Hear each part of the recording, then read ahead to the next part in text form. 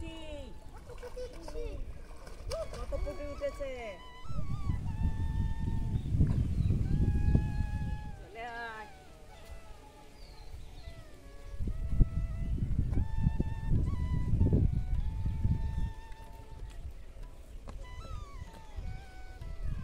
দেখো কিভাবে সব জেসিবি দিয়ে কেটেছে, কেটে সব মাছ চাষ করছে। এই যে পুঁটি মাছ, কত পুঁটি মাছ হয়েছে। এই দেখো দুটো শিঙি মাছ ধরে নিয়ে এসেছে, কেমন লাফাচ্ছে শিঙি মাছগুলো।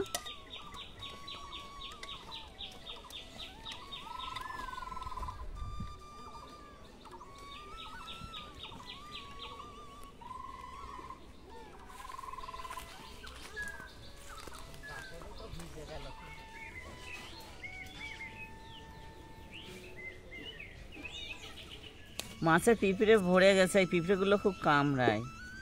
হ্যাঁ, কথাই বলে পুঁটি মাছের জাহান। মাছগুলো কিছুক্ষণ আগে নিয়ে এসেছি, মরে গেছে মাছগুলো।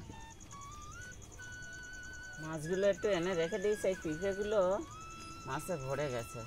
কেউ বলে এইগুলো মূলো পুঁটি, আবার কেউ বলে পুঁটির বিয়ে হয়ে গেছে, তাই লাল দাগ দেওয়া, রঙের দাগ। ছোটবেলায় শুনতাম এই পুঁটিগুলো।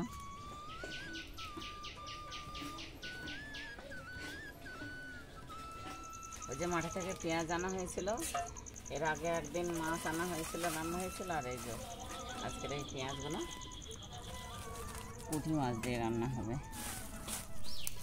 পুঁটি মাছটা পেঁয়াজ আলু দিয়ে চচ্চড়ি করব। আমি প্রথমে পুঁটি মাছটা ভেজে নিচ্ছি,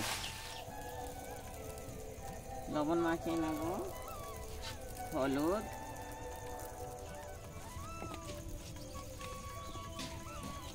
কড়াতে তেল দিয়ে নেই, মাছটা ভেজে নেব।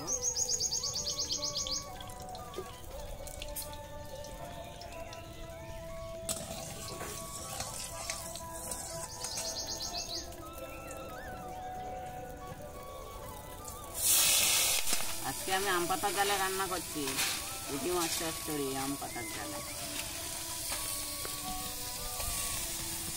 কোনোদিন আখের জালে, কোনোদিন আম পাতার জালে।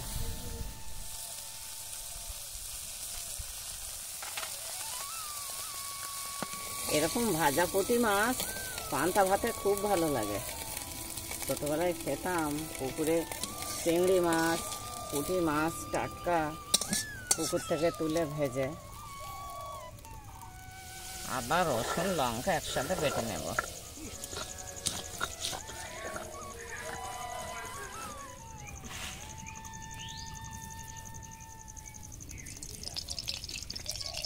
একটু জিরে, একটু কালো জিরে ফোড়ন দিলাম, বাটা মশলাটা দিয়ে দিলাম। এবার একটু কষিয়ে নিচ্ছি। কেটে রাখা পেঁয়াজ আলুটা এবার দিয়ে দিলাম। এবার পরিমাণ মতো লবণ হলুদ দিয়ে নিচ্ছি।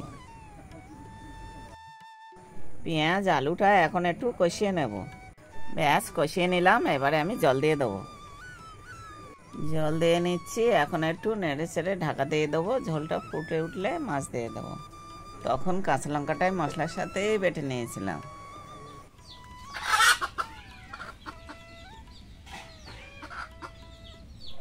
এই যে পুঁটি মাছটা ভেজে তুলে রেখেছিলাম, কিছুটা মাছ দিয়ে দেব পেঁয়াজ আলুর মধ্যে, আর কিছুটা শাশুড়ি ভাজা খাবে রেখে দেবো, দিয়ে দিচ্ছি।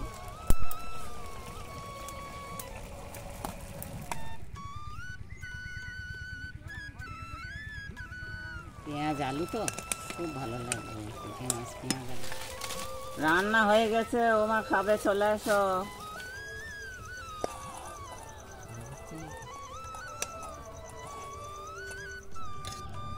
দেখো পেঁয়াজ আলু দিয়ে রান্নাটা কত সুন্দর হয়েছে। এইভাবে তোমরা পুঁটি মাছটা বানাবে বাড়িতে।